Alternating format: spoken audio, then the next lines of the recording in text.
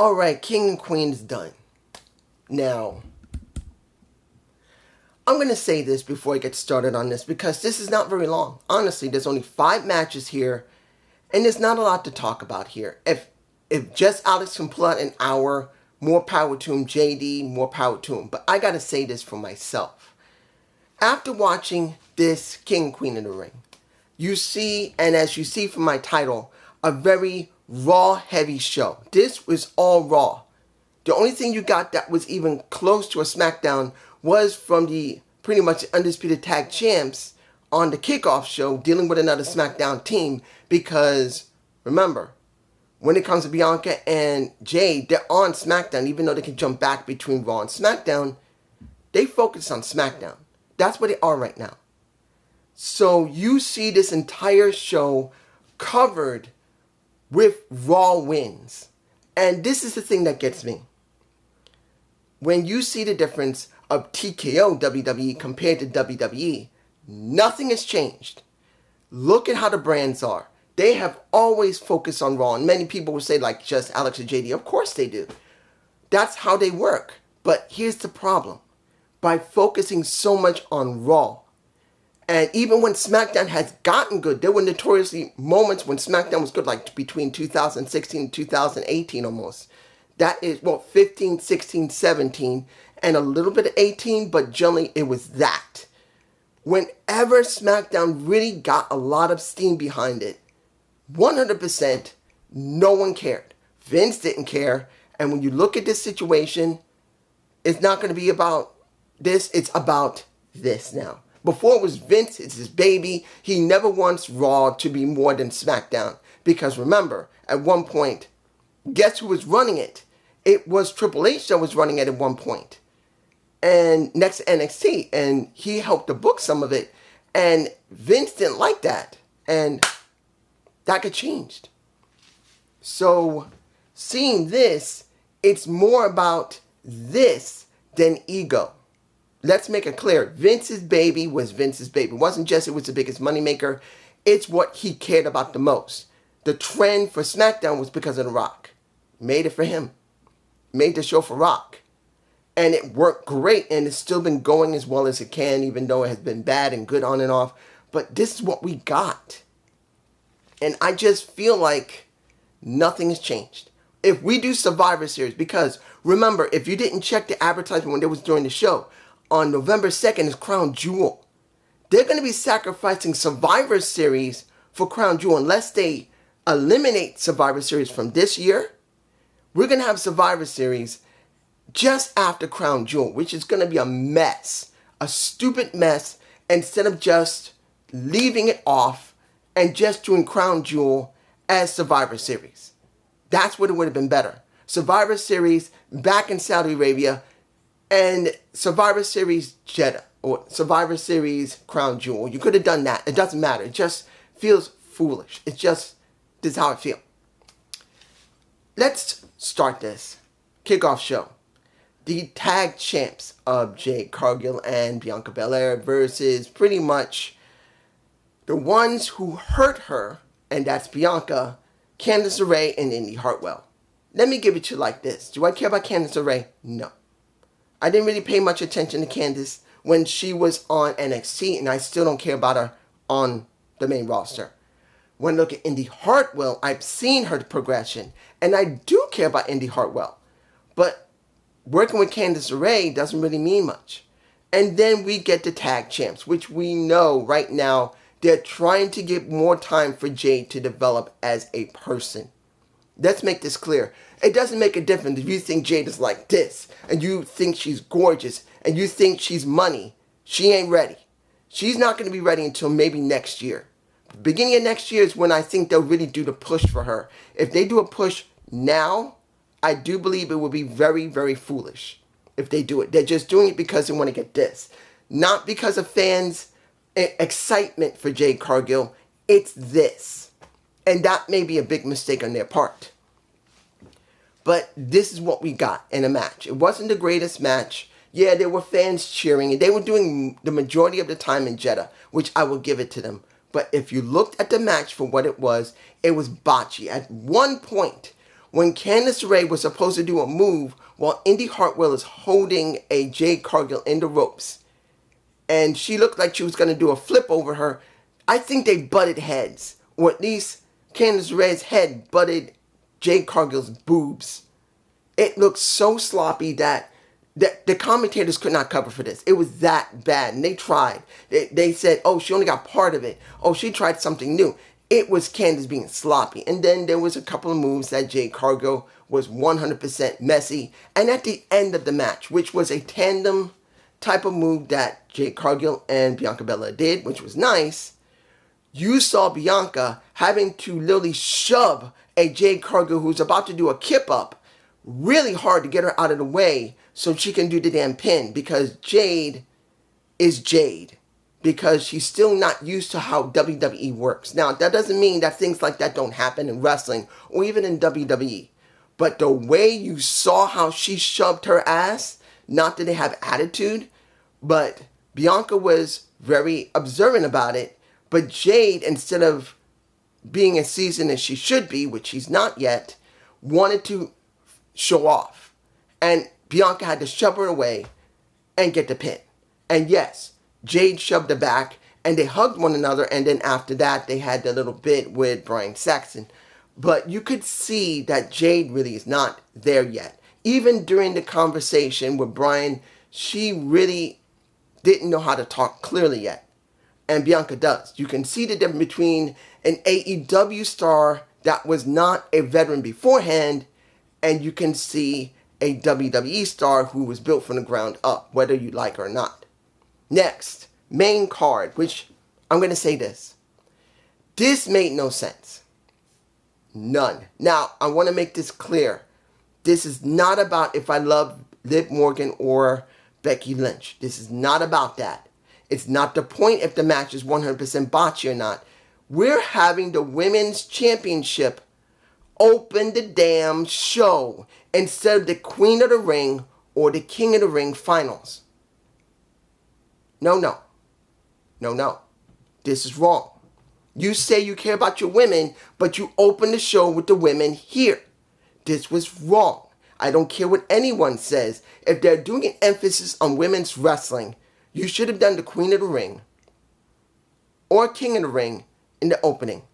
And then have this near the end. Past or just before the... You could even do this before the IC Championship. Have the King and Queen before this, and then them, and then the IC, and then the World Championship. Why? Undisputed Championship, I mean. Why? Why was this here? Now, I know that maybe JD or Alex is going to say, well, I'm glad it was here because Liv sucked, she was botchy. It's not the point. It's not the point. If she was botchy or not. And I looked over this match. Was it botchy? A little, yes. Was it slow in certain parts? Yes. Do they both have great chemistry together? No. They have some chemistry. But it's not the point. What have I always stated to you guys who's ever watched me long enough? This is not always about the match quality. This is not always having a story in the ring. This is about relevancy. Relevancy comes in multiple forms. One, it can come in the work rate in the ring. There's no lie about that. We all know this. Second, relevancy comes by character. Your character, whatever you build, and like when it comes to Becky being the man, and when it comes to Liv Morgan on her revenge tour, I understand it. You understand it. That's number 2. 3, the most important bit of relevancy is that the company puts investment in you, sticks you somewhere on the card that shows that you're relevant to the fans, not only because of the work they did in the ring and their own gimmicks, but where you position them in the card, and this was wrong. I'm sure JD wouldn't agree with me. I know just Alex wouldn't agree with me. They're going to say, well, I'm glad it didn't happen because Liv was botchy. I don't care about how botchy they were. They had 2 of the 3 forms that's needed for this, and it was not here. Now, taking away from the match, you can see that in this situation, we got the injection of Dominic because he's so angry that Liv screwed up mommy. We got to say, let's say it together. Let's say it again. Mommy. We got to say mommy. We love our mommy. A mommy with the big broad shoulders, but she got like some of this, and then she's like that. But let me give it to you like this. Him being there because he wants to get revenge for Rhea because he did not want a Liv Morgan to win. But by trying to bother the match and then interjecting a chair into the ring and basically Becky saying, I don't want the damn thing, but pretty much, even though he's trying to get Becky to use it, she won't do it, and Liv uses it, is not too surprising that Liv would use it because she doesn't care. She wants to be champ. Now, should she have been champ, this is going to be a hard one to call because it's going to depend on what comes next, because that should be SummerSlam.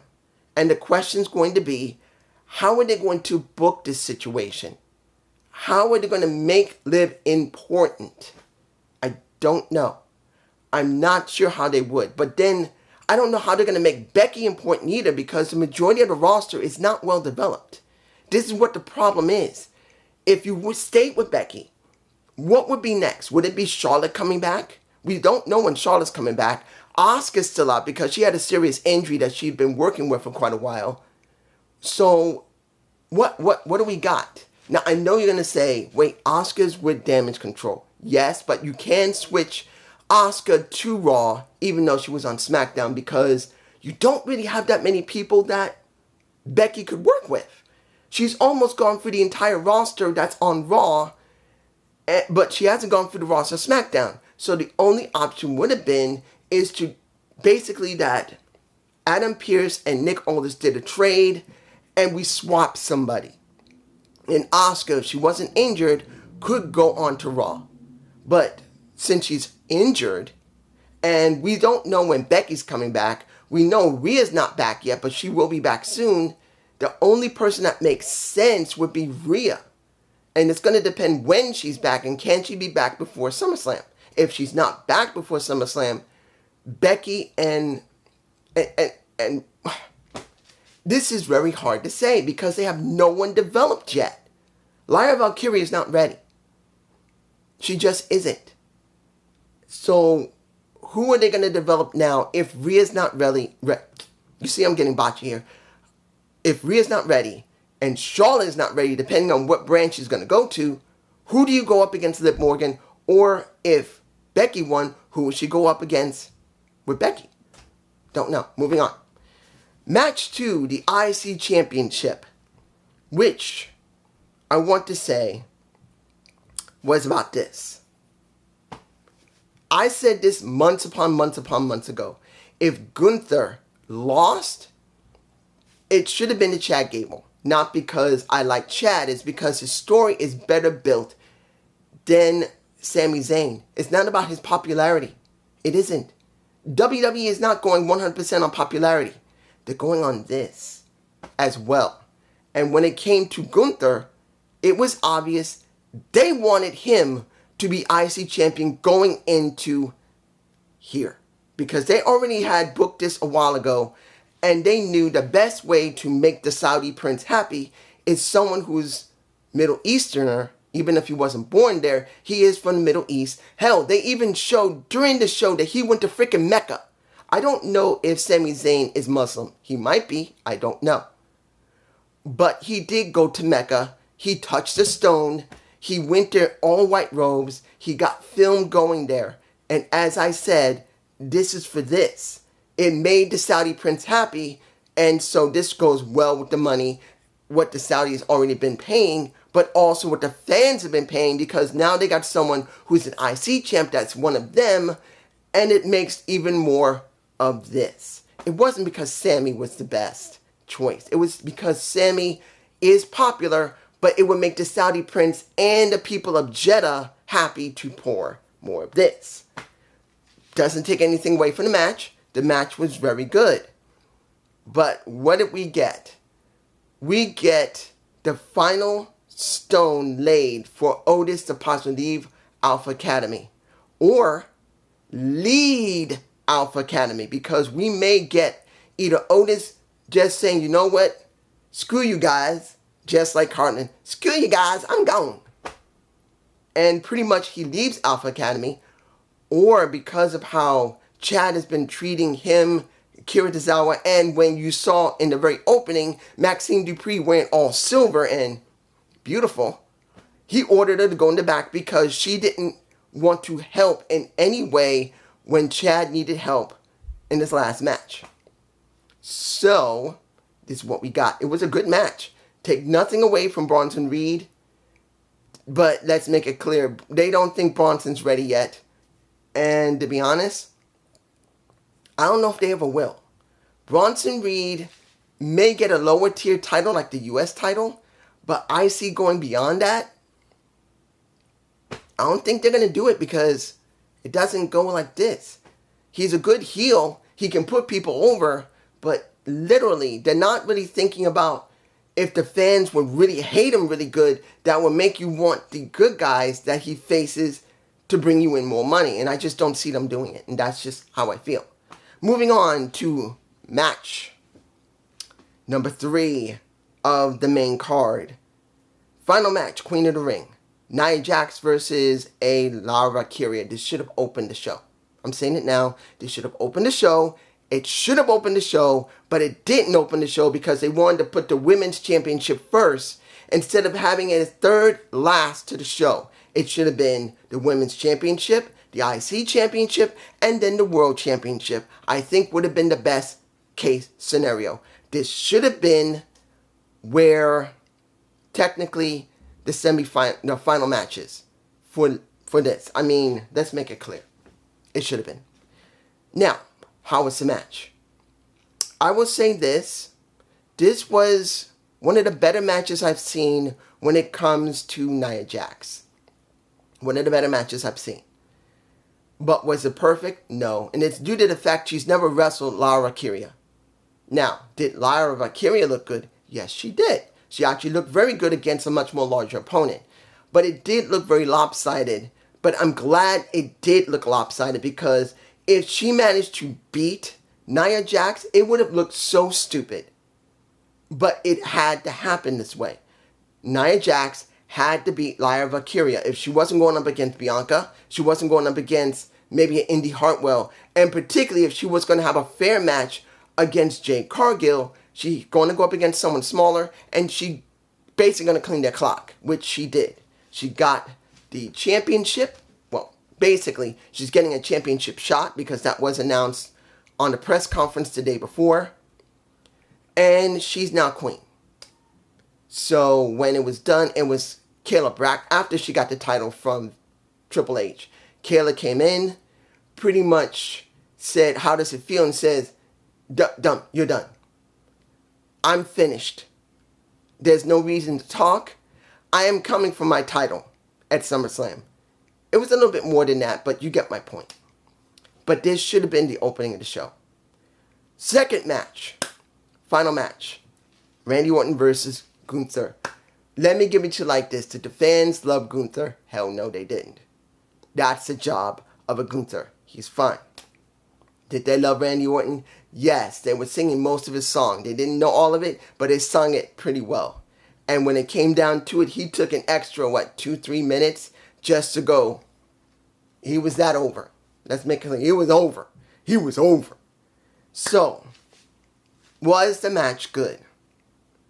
It was good. It was not bad at all. I'm going to tell you right now, it was not a bad match whatsoever. It was done very well. But I'm going to be honest here. Did I believe Gunther was going to win? Of course I did. But should Gunther had won? Honestly, no. At this point and I want to make this clear. This is just my feelings about it. Going away from my feelings on it, Gunther had to win because they want to push him going into SummerSlam, make him important. But if you want to do something different, you could have let Randy Orton win the title. Well, the title of King of the Ring. It would have been the first time for him. Yes, he's done absolutely everything in the company. That is the reason why King of the Ring would have been important for him. And I know other people would say, dude, he doesn't need the accolade of King of the Ring. Yeah, he does. Because technically, that's the only thing left for him that he has done. He's 13-time, I believe, no, 14-time champion. If he goes to SummerSlam and possibly won, he would have tied Rick and John Cena. That would have been a more compelling story going forward. That's the best thing I could think of, legitimately. And I'm not saying that would have been great, because let's make it clear that you know the deal. You know how it is here. He would have had to go against Damian Priest. And Damian Priest has been doing a very good job. But it would have been a good, interesting story of someone who worked for more than 20 years in the business, who has not gone to Hollywood, who has been there, has never won King of the Ring, go to SummerSlam to see if he can tie two other people for all time. Might have been a very compelling story. Going against someone from Judgment Day who, yes, has gotten some good accolades, but now has to go up against such a very strong legend as Randy Orton. That's what I think would have been better. But I'm not surprised. It's just me. Now, final match. Cody versus Logan Paul. If I know just Alex, he hates Logan. He just doesn't like him, but he respects that he goes well in the ring. And JD, he respects him. But I'm going to tell you this. After this match, taking away from the brass knucks little bit, I can tell you that Logan now has shown he can progress to the next title maybe by the next year. In other words, if he leaves SmackDown, goes to Raw, he could go after the IC title against Sami Zayn. Because that's the next step up. And I would believe, because of him working on SmackDown going into Raw, it would be a bit different because he'd be spotlighted a lot more. It would be more interesting. Was the match good? Yeah. Did we see brass knucks from one of Logan's friends? Yes. I don't know if I'm putting images in. You'll see it in my face. When you see this, you knew he was going to do it. And then the thing that was interesting was the interaction between him and Michael Cole, which called him a loser for having to take the brass knucks from his friend, nail Cody in the ribs, because that was the focus, Cody's ribs, and says you're nothing but a loser. And it was Corey Graves that had to stand up and block, well, more cock block, because he wanted to screw his ass, wanted to go to Michael Cole, who, if I remember correctly, Michael Cole doesn't look chubby anymore, because if I remember correctly, he's been exercising. He's got muscle now. If I remember correctly, because if I remember, he did a Instagram showing how ripped he was in his 50s. Ripped. Bang, bang, bang, bang. He's got at least a 6-pack or an 8-pack, if I remember correctly, if he's still exercising. So it might have been interesting to see what would happen if Michael Cole had to deal with Logan Paul and he had to get in the ring and he took off his clothes and people say, holy shit, Michael Cole is jacked.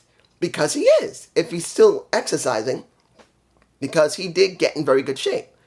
So that could have been something. But this is what we get. The majority of the match was fine.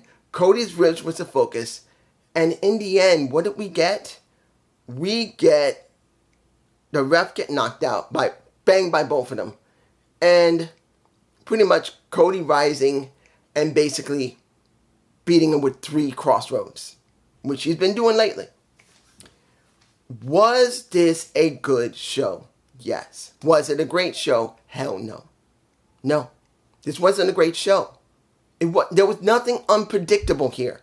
Let's make it clear. With Liv Morgan, there was a good chance it would happen because she was going to go up against Rhea Ripley.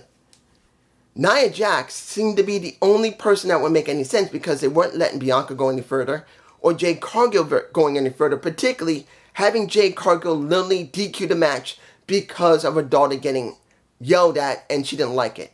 I felt that was the wrong way to go, particularly that if you look back the match, Nia Jax actually did hit Jade on the shoulder, which should have disqualified her automatically.